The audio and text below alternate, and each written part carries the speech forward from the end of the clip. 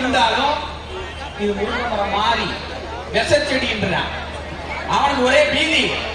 போன வாரம் திருடி இவன் சமைச்சிருக்கான்.